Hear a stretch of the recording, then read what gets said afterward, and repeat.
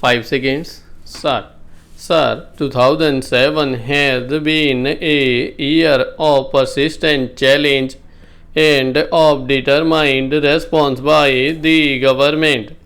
It has been a year of achievement in the face of great difficulties. Some difficulties were caused by disruptive forces within the country.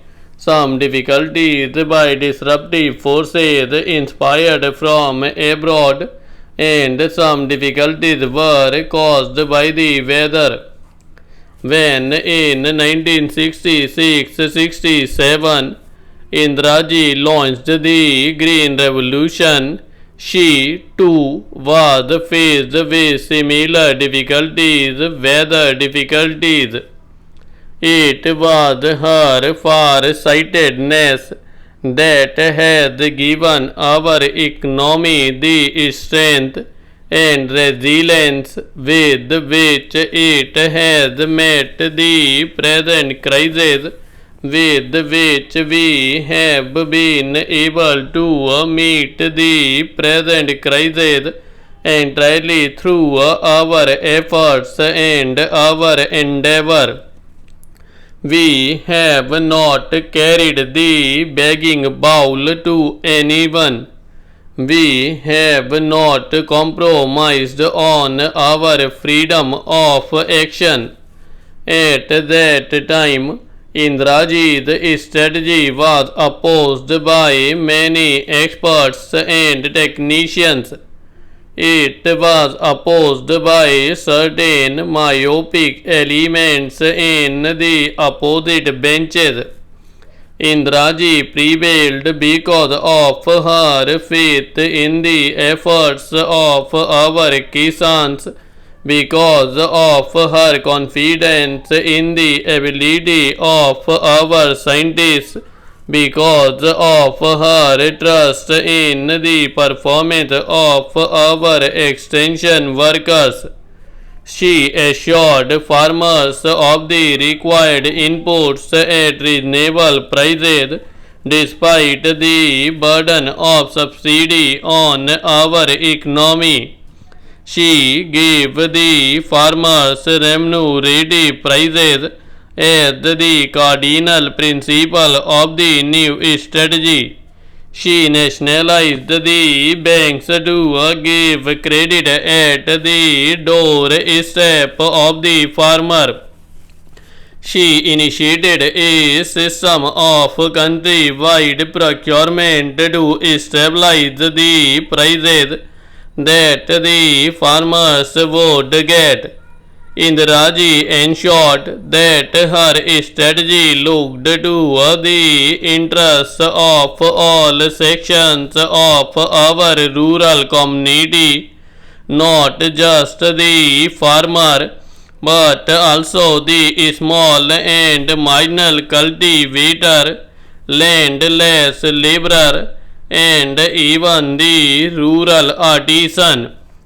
We doubled our output in 2 decades because of her integrated vision of rural India, her sympathy and understanding for each segment of our rural society, because of her assiduous attention to inputs, to costs and to subsidies.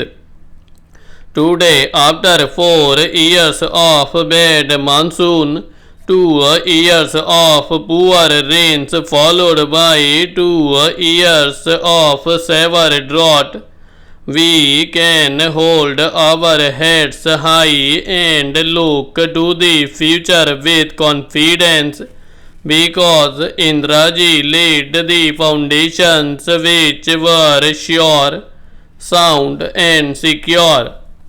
Our drive to maximize the Rabi output is meeting with encouraging success. We hope to limit the shortfall to 10%, but the problem is not entirely over. During this past year, We have done much to mitigate the distress of drought. Relief programs have been handled efficiently by and large by all the states. The ceiling of assistance has been put at the high level of rupees 1,400 crores, with almost half of it earmarked for Gujarat and Rajasthan, as they were the most severely hit. Surcharges on taxes have been used so that the burden does not fall on the poor, and only the rich have borne this burden. Using food grains buffer stocks, we have launched programs to generate employment, to build assets, to cushion against future droughts. Through worthwhile relief schemes, we have ensured that expenditure on relief became expenditure on development. We have rushed fodder from areas of surplus to areas of scarcity. Special schemes for drinking water have been implemented, and we have taken up special programs for boosting the demand for the output of the village artisans and the handloom weavers. This is especially important because these are sections who normally get left out, and they face very severe consequences of the side effects of a drought. The genesis of the Green Revolution was the scientific breakthrough which brought in new hybrid seeds. It was also a complete package of inputs to the irrigated land, leading to self-sufficiency in food grains. We must now ensure that there is no leveling of our food grains production. The scientific community must be galvanized into providing answers to the next phase of the Green Revolution, of taking it to new areas, expanding it to new crops, and making it resilient to the vagaries of the weather.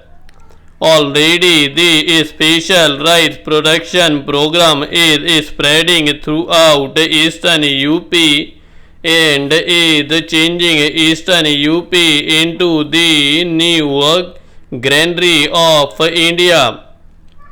Dry land farming has been boosted by the technology mission on oil seeds and by the National Project for Pulses. The primary causes for our not surpassing the 2003-4 record food grains crop has been the weather, and it would therefore be reasonable to hope for a better monsoon this year.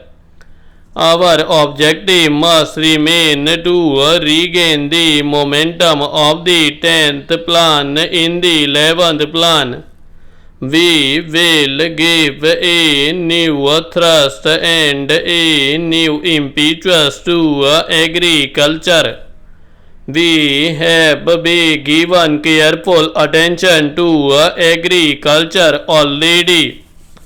I have held review meetings at various levels, and I have given specific directions to the Planning Commission to revamp the plan for agriculture. I have instructed them to reorder the priorities to give agriculture the highest importance. I have asked them to furnish a detailed district-wise crop plan for the coming season.